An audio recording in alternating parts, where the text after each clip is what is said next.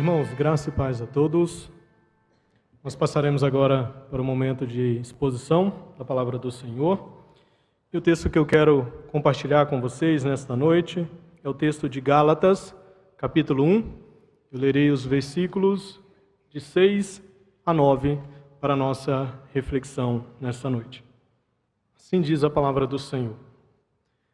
Admira-me que estejais passando tão depressa daquele que vos chamou na graça de Cristo para outro evangelho, o qual não é outro senão que há alguns que vos perturbam e querem perverter o evangelho de Cristo. Mas ainda que nós, ou mesmo um anjo vindo do céu, vos pregue evangelho que vá além do que vos temos pregado, seja anátema.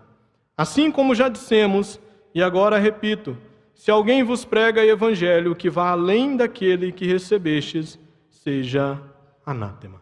Vamos orar, pedir a bênção do Senhor, para que nós possamos entender a sua palavra.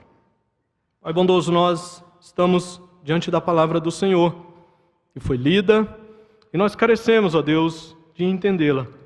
Pedimos que, por meio do Teu Santo Espírito, nós sejamos iluminados, que a nossa mente seja iluminada nessa noite, o nosso coração seja preparado para receber a Tua palavra. Que a Tua palavra, ó Deus, venha nos edificar, venha nos exortar, nos instruir sobre como devemos nos relacionar com o Senhor e viver a vida cristã para a glória do Senhor. Que o Senhor fale a cada um de nós nesta noite. É no nome de Cristo que nós oramos e pedimos. Amém. Meus irmãos, conta-se que um certo amigo do poeta Olavo Bilac, pretendendo vender um pequeno sítio, ele pediu ao poeta, ao seu amigo, que redigisse um anúncio para ser publicado no jornal. O poeta conhecia muito bem aquela propriedade, pois ele estivera lá algumas vezes, por isso não lhe foi difícil redigir o anúncio para o jornal. E ele apanhou um papel e escreveu o seguinte, abre aspas, vende-se encantadora propriedade, onde cantam os pássaros ao amanhecer, no extenso arvoredo, cortada por cristalinas e arejantes águas de um ribeirão. A casa, banhada pelo sol nascente, oferece a sombra tranquila das tardes na varanda.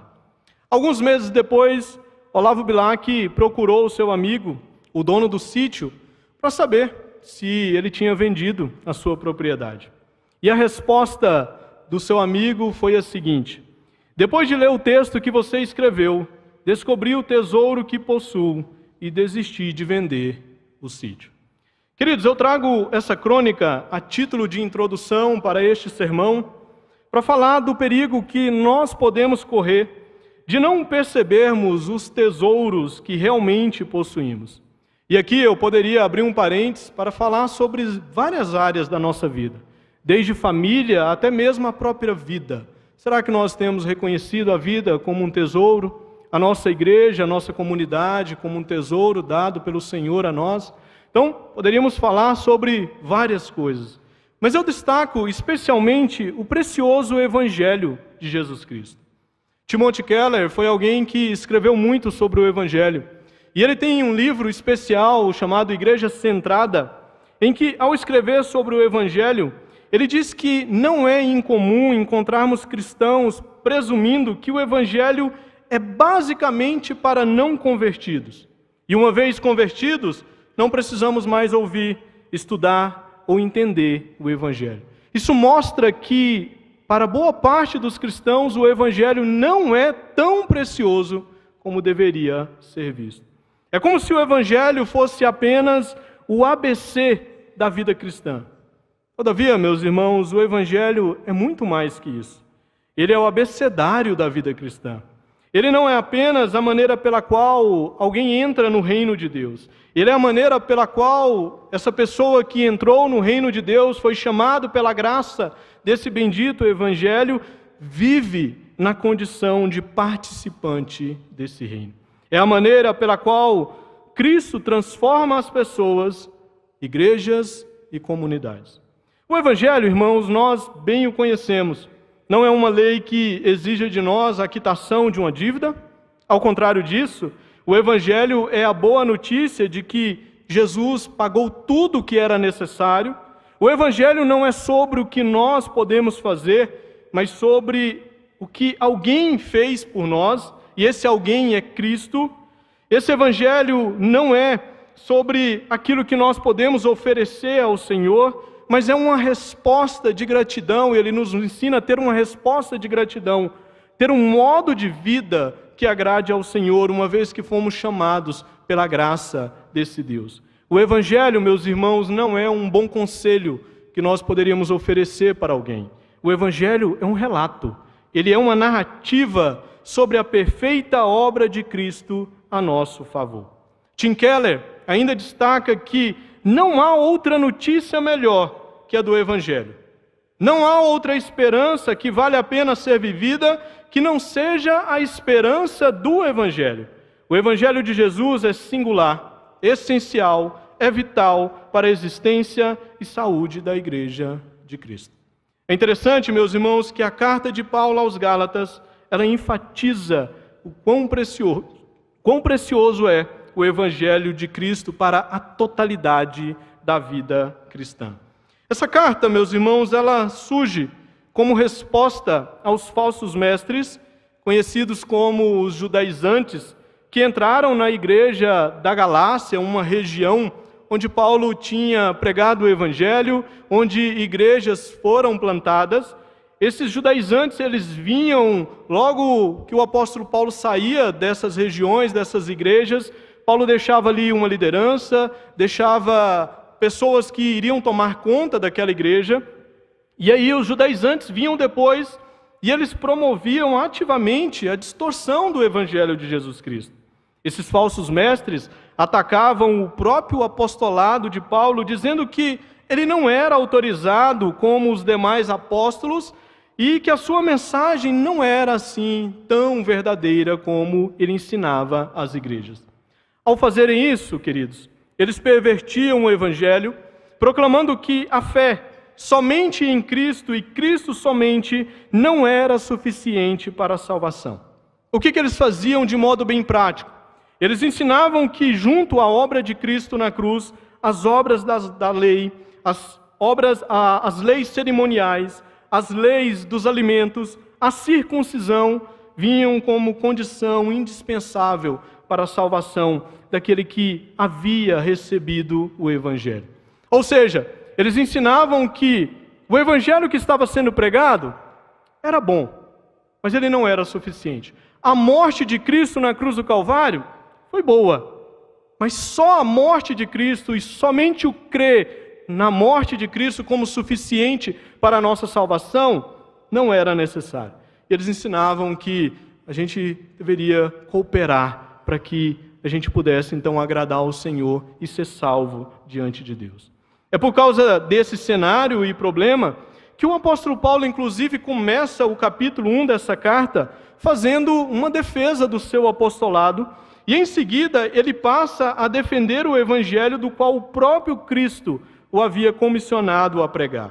Ainda no versículo 1 do capítulo 1, ele diz que recebeu o Evangelho por meio de Jesus Cristo e por Deus Pai, que o ressuscitou dentre os mortos. Ou seja, era esse Evangelho que Paulo pregava, era o conteúdo desse Evangelho recebido de Cristo, que ele então compartilhava com a igreja. Era esse Evangelho que ele levava, o Evangelho da salvação em Cristo Jesus.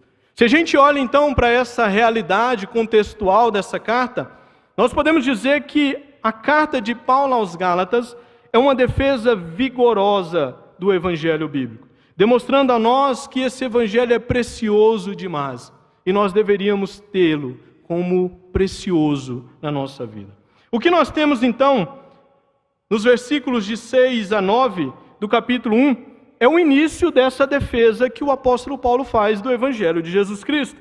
Ele enfatiza que esse Evangelho precisa ser recebido, ele precisa ser crido, vivido como de fato ele é, sem distorção, sem acréscimo, sem qualquer tipo de adulteração. Aquilo que é apresentado nesses versículos definem o restante da carta. Se nós entendermos esses versículos aqui, essa parte inicial, nós estaremos prontos para entender toda a defesa que o apóstolo Paulo vai desenvolver no decorrer dessa carta. Meus irmãos, eu creio firmemente que o conteúdo, bem como o ensino desse texto, continua sendo vital e muito importante para a Igreja de Cristo. Nós precisamos estar apegados ao Evangelho genuíno, ao Evangelho pregado pelos apóstolos, que foi registrado, que foi preservado nas Escrituras e que chegou até nós. O Evangelho da graça de Deus, do favor imerecido de Deus. Nós precisamos estar apegados a esse Evangelho.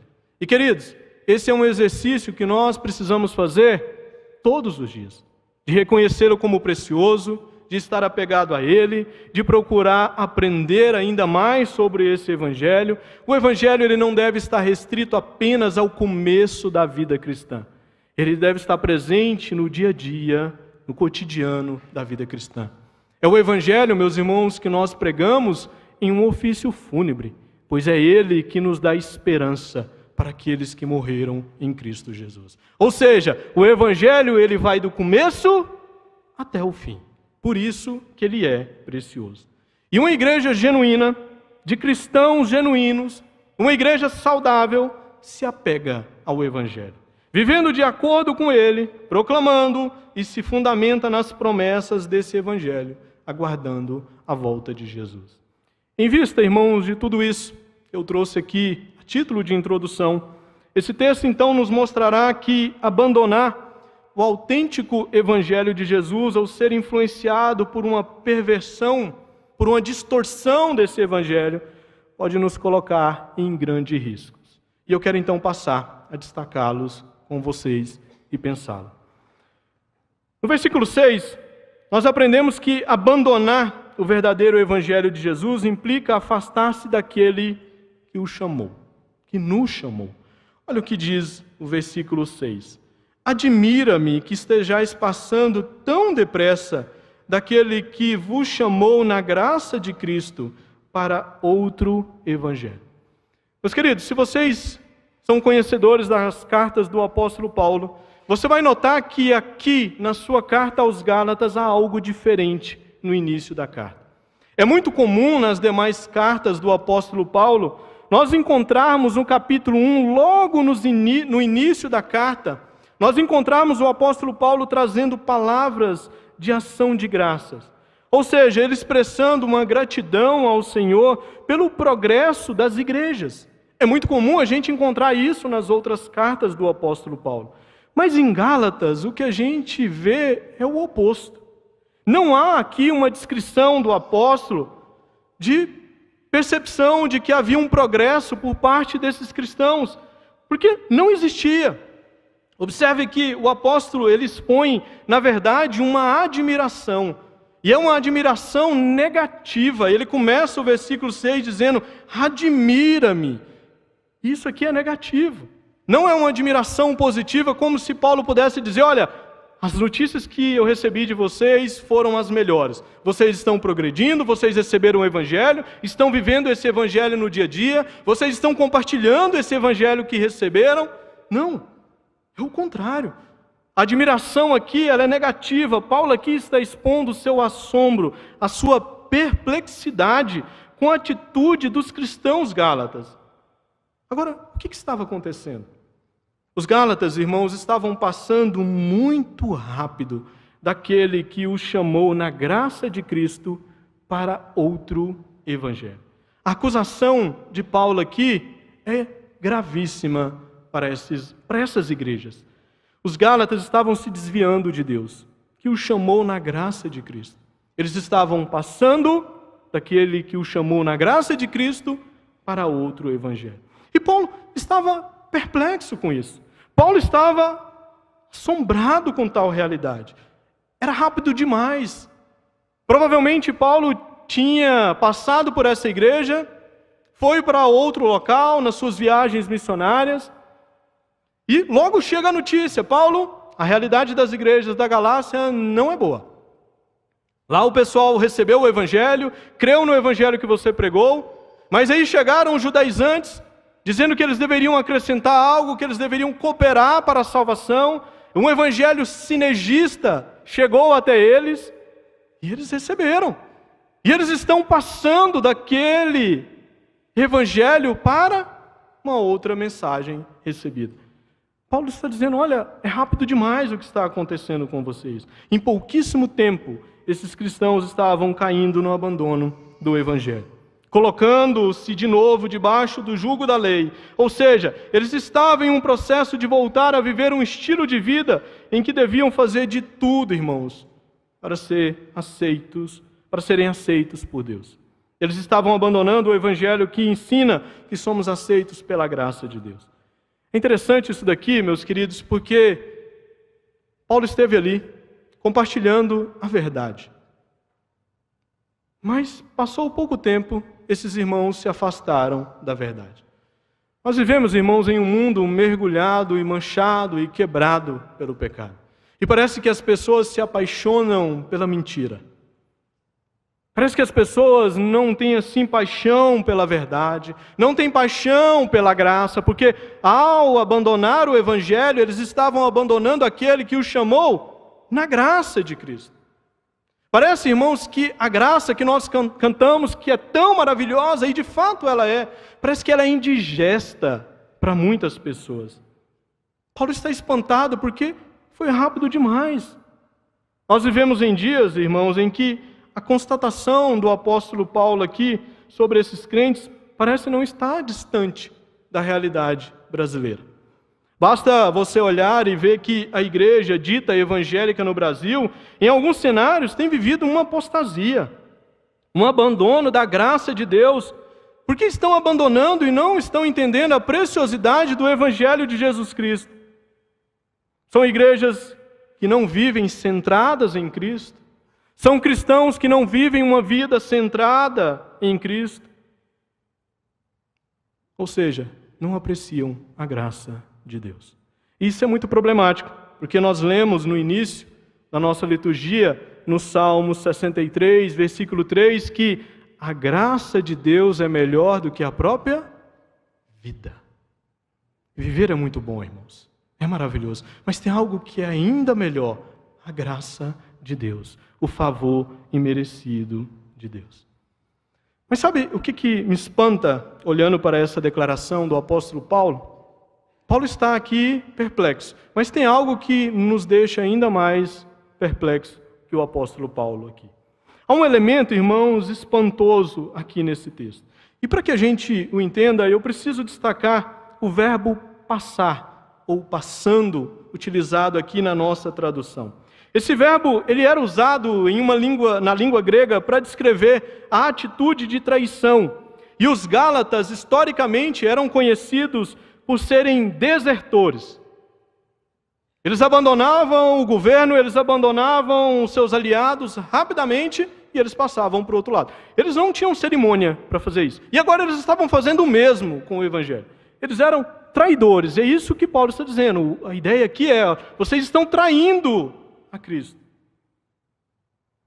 No entanto, irmãos, esse verbo aqui, ele está em um tempo presente do grego, indicando que estava em processo tal postura dos Gálatas. Ou seja, estava em curso o abandono do evangelho, mas ainda não era uma ação concluída. Portanto, havia chance de detê-los. O que a gente tem aqui então, irmãos? A carta era uma maneira de detê-los. Paulo e a sua carta foram instrumentos nas mãos de Deus para deter a apostasia dos Gálatas. Em outras palavras, meus irmãos, a graciosa doutrina da perseverança dos santos, ela está em ação aqui. Confirmando aquela certeza de Filipenses 1,6, que diz que aquele que começou a boa obra em nós, há de completá-la até o dia de Cristo Jesus. Olha a loucura do que está sendo colocado aqui para nós, irmãos. Enquanto os Gálatas estavam se afastando do Deus da graça, o Deus graciosamente estava providenciando a sua palavra para impedi-los. Paulo, a sua carta, eram instrumentos nas mãos de Deus. E aqui fica claro para nós que se os cristãos de Gálatas fossem deixados por conta própria, certamente não resistiriam. Como é fácil, irmão, e como é rápido cair, a menos que sejamos mantidos pelo próprio Deus. E Ele nos mantém, queridos. Ele é gracioso para com cada um de nós. É Ele, meus irmãos, o Criador dos céus e da terra, e com a sua palavra, Ele sustenta a sua igreja, Ele sustenta o seu povo. Aqueles que de fato são ovelhas de Cristo, ouvem a palavra de Deus e voltam-se para o caminho do Senhor. O Espírito Santo aqui iria agir por meio dessa carta, para que esses irmãos não caíssem de vez. Eles estavam em um processo, mas Deus graciosamente estava enviando a sua palavra para impedi-los. Ou seja, a doutrina da perseverança dos santos está em ação aqui. Aquele que começou boa obra tem como objetivo concluí-la. E ele estava em ação para concluí-la. Segundo, irmãos, nós temos no versículo 7 o ensino de que abandonar o verdadeiro evangelho de Jesus implica receber algo que não é de fato evangelho. Se o primeiro problema é nos afastar daquele que nos chamou, recebendo um evangelho falso, deturpado, o segundo problema aqui, meus irmãos, é receber algo que de fato não é evangelho. Olha o que diz o versículo 7. O qual não é outro, senão que há alguns que vos perturbam e querem perverter o evangelho de Cristo.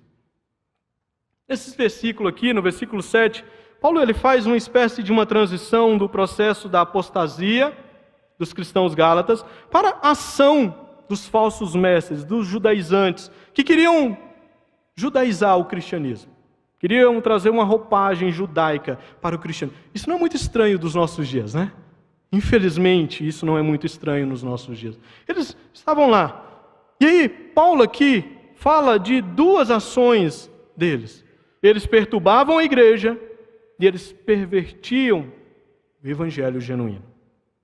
E ao fazerem isso, esses falsos mestres apresentavam outro evangelho que na realidade não é evangelho. Paulo termina o versículo 6 dizendo, olha, vocês estão passando tão depressa daquele que vos chamou na graça de Cristo para outro evangelho. Já no versículo 7, Paulo explica, olha, na verdade não é outro evangelho. Vocês estão saindo do evangelho da graça para qualquer outra notícia, mas ela não é boa. É preciso que fique claro, ela não é boa.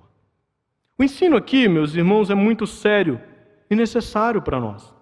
Não existe, queridos, outro evangelho. Outro evangelho, na verdade, é nenhum evangelho. Para os pecadores só existem duas opções. É receber o único e verdadeiro evangelho de Jesus e assim ser salvo mediante a graça, por graça, mediante a fé em Jesus Cristo, ou ser condenado, irmãos, eternamente. Isso significa que mexer no evangelho de Jesus Cristo implica receber algo, e se não tomarmos cuidado, compartilhar algo que não é evangelho. Não é boa notícia. Sabe quando você pega, não sei se aqui os irmãos correm esse risco, mas de achar algum pregador na internet assim, pregando um evangelho assim diferente, sabe? E você fala, nossa, que coisa bonita, eu vou compartilhar. Afinal de contas, é o evangelho. Cuidado, irmãos. Se há distorção do evangelho de Jesus, você não está compartilhando o evangelho.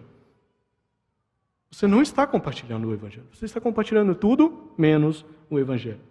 O evangelho, irmãos, ele não deve ser revisado, como é desejo de muitos líderes aí nos nossos dias.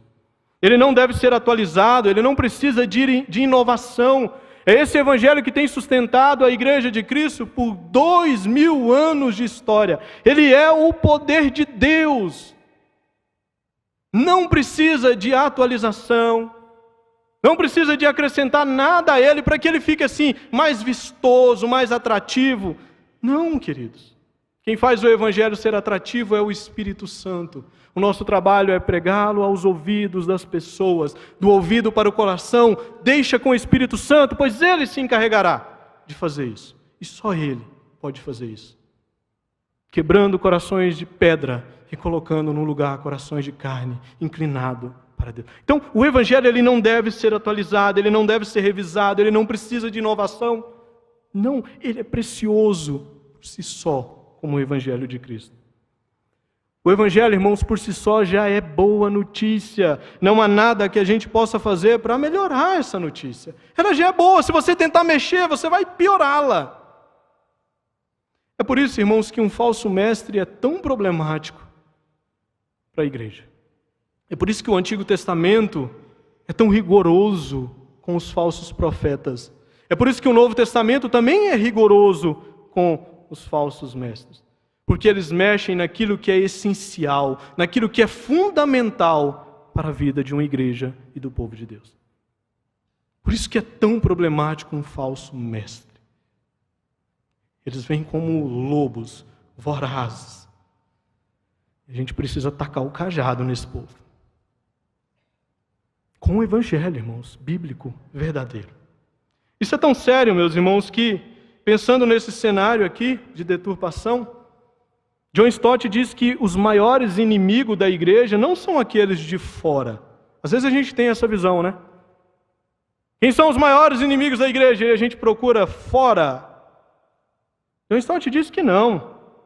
Não são aqueles de fora que se opõem, que ridicularizam, que perseguem. E aí John Stott diz algo interessante. Ele diz, olha, mas aqueles de dentro, que tentam mudar o evangelho. Um pregador, um líder que distorce o evangelho faz muito mais mal à igreja, irmãos, do que um político. Um líder que distorce o evangelho faz muito mais mal à igreja que um partido, que uma ideologia que a persegue. Eu não estou minimizando, irmãos, o quão perigoso é uma ideologia, quão perigoso pode ser um político com ideologia anticristã. Mas alguém que deturpa o evangelho é muito mais perigoso, porque uma igreja firmada no evangelho de Cristo, ela vai resistir à perseguição. Ela vai resistir aos ataques daqueles que são inimigos de Cristo. Porque ela estará apegada a Cristo, irmãos. Philip Hayek, no seu comentário, afirma que o maior perigo da igreja não é o anti-evangelho fora da igreja, mas sim o evangelho falsificado dentro da igreja. Queridos, nem todo aquele que se chama cristão serve a Cristo, e nem tudo que é chamado evangelho é o evangelho. Preciso tomar cuidado, pois o evangelho, uma vez distorcido, nos coloca com uma mensagem que não é o evangelho. Terceiro, nos versículos 8 e 9, nós podemos aprender que abandonar o verdadeiro evangelho de Jesus implica maldição. Paulo vai só apertando aqui. Ele vai só funilando. E agora ele diz, maldição. Olha o que dizem esses versículos. Mas, ainda que nós, ou mesmo um anjo vindo do céu, vos pregue evangelho que vá além do que vos temos pregado, seja anátema. Assim como já dissemos, e agora repito, se alguém vos prega evangelho que vá além daquele que recebeste, seja anátema. No versículo 8 aqui, queridos, o apóstolo Paulo apresenta uma situação hipotética. O ainda que indica uma hipótese sendo lançada pelo apóstolo Paulo aos Gálatas. Ele está mostrando a seriedade do que estava acontecendo na igreja. Estavam abandonando o evangelho de Cristo, passando para um outro, entre aspas, evangelho, que não era evangelho. E aqui então ele faz uma espécie de uma hipótese para eles. Olha, eu vou mostrar para vocês o tanto que é sério, o tanto que é precioso o evangelho. A hipótese é a seguinte: imagina se Paulo, depois de ter deixado os cristãos lá na igreja da Galácia, passado alguns meses, voltasse para aquela igreja e virasse para aqueles irmãos e dissesse: olha, irmãos, passaram alguns meses e assim, sabe aquele evangelho que eu preguei para vocês há 2 meses atrás? Pois bem, eu recebi novas revelações sobre ele. Agora eu tenho mais coisas para colocar nele. Os Gálatas deveriam aceitar esse evangelho? Essa é a hipótese que ele está colocando aqui. Não, mas não Paulo, os demais apóstolos, Paulo e os 12, digamos que os outros, os 12, fossem lá e dissessem: olha, a gente também agora tem mais coisas sobre o evangelho que vai além daquilo que foi pregado, que foi compartilhado por Cristo a nós, e que nós compartilhamos a vocês. Então assim, há mais coisas sobre o evangelho. Eles deveriam aceitar esse evangelho? Mas e se um anjo viesse? Uma luz, uma voz, sabe aquela imagem, sabe religiões por aí que começam com um anjo trazendo uma nova revelação, um evangelho que vai além. Bom, Paulo já tratou disso aqui lá no primeiro século. E se um anjo viesse com a notícia de um evangelho que fosse além daquele que tinha sido pregado? Era para aceitar esse evangelho? Queridos, a resposta é um sonoro: não. Não aceitem esse evangelho. O ponto aqui é que qualquer um que diga algo diferente, e Paulo não se importa com quem seja, porque ele diz nós, ou seja, ele se coloca. É como se ele dissesse: a gente, até mesmo eu, se eu trouxer para vocês um evangelho diferente daquele que eu preguei para vocês, que eu recebi de Cristo, para anunciar a vocês. Sabe para onde Paulo está mandando essas pessoas? Inferno. Anátema. É maldito quem faz isso. E note que ele repete isso no versículo 9 para não ficar dúvidas. Ele vai repetir, ele vai enfatizar. É maldito se isso acontecer. Olha que maravilha, irmãos. Para o apóstolo Paulo aqui, não importava quem pregasse um evangelho diferente. Podia ser Paulo, podia ser os demais apóstolos, podia ser um anjo vindo do céu. Merecia ir para o inferno, irmãos. Ou seja, mesmo os apóstolos não tinham direito de distorcer o evangelho que havia sido recebido de Cristo Jesus. Eles eram arautos de Deus, do jeito que recebeu a mensagem, eles tinham que entregar a mensagem e não acrescentar algo a ela. Significa que o evangelho é maior que os apóstolos, por isso ele é precioso. O evangelho é maior que o mensageiro. O evangelho é de Cristo e importa que nós sejamos fiéis em sua proclamação e no seu testemunho. Logo, irmãos, o mais importante não é o mensageiro, mas a mensagem está sendo transmitida. Sabe por que Paulo trata desse assunto assim, tanta energia, invocando maldição? Talvez a gente diria: que pastor é esse que invoca maldição? Paulo está fazendo isso. Porque o que está em jogo aqui, queridos, é a glória de Cristo. Um evangelho que diga para nós que é preciso acrescentar algo para que você seja aceito diante de Deus. Pega a glória de Cristo e põe no chão. Agora um evangelho que diz para você: olha, tudo que era necessário Cristo fez por você. Tudo que era necessário Ele fez ali na cruz do Calvário. Ele derramou até a última gota do seu sangue por essa igreja. Não havia potência em nós éramos impotentes por causa do pecado. Não havia nada que nós pudéssemos fazer. Cristo fez por nós. Se a mensagem vier com coisas que diminuam isso, que acrescentem qualquer tipo de ação nossa, irmãos, é um problema. Isso significa que nós não vamos praticar boas obras? Não, irmãos, não é nada disso. Nós não somos salvos pelas obras, mas nós somos salvos para as boas obras. Resposta de gratidão, aquilo que Cristo fez por nós. Não fazemos nada para merecermos algo diante de Deus. A graça tira todo o mérito de nós e evidencia toda a glória de Cristo. Por isso que Paulo aqui é tão enérgico naquilo que ele está fazendo. Talvez você se pergunte nessa noite: como que eu posso saber se eu tenho crido no verdadeiro evangelho? Como que eu posso saber? A resposta é, meus irmãos, o verdadeiro evangelho, ele é bíblico. Ele é recebido de Cristo pelos apóstolos, ele foi ensinado, registrado, preservado nas Escrituras, e esse é o evangelho que nos permite julgar os mestres que estão por aí. Esse pastor que acaba de pregar para vocês aqui, vocês precisam julgá-lo por meio desse evangelho. Ele é o padrão, o parâmetro para julgar se a mensagem, de fato, é bíblica ou não. Fazer como os cristãos da igreja de Bereia. Paulo está pregando? Deixa eu ver se o que Paulo está falando é certo. Olha, Paulo está seguindo mesmo as Escrituras. É o padrão, é a régua para a vida cristã. Aqui, queridos, nós temos um excelente critério para avaliarmos o sucesso de um pregador, de um pastor. Sabe qual é a prova do sucesso de um mensageiro do Evangelho? Não é a sua popularidade. Tem muitos aí, irmãos, que são populares, que têm milhões de visualizações na internet, que vira para você e diz: você é lindo, você é fofinho. Sabe esse evangelho açucarado? Tem muito disso aí nos nossos dias. Essas pataquadas que a gente vê aí. Esses que dizem: olha, o evangelho precisa ser atualizado, Afinal de contas, nós vivemos no século 21. E, queridos, uma multidão de pessoas seguindo. Esse é um critério para dizer? Não.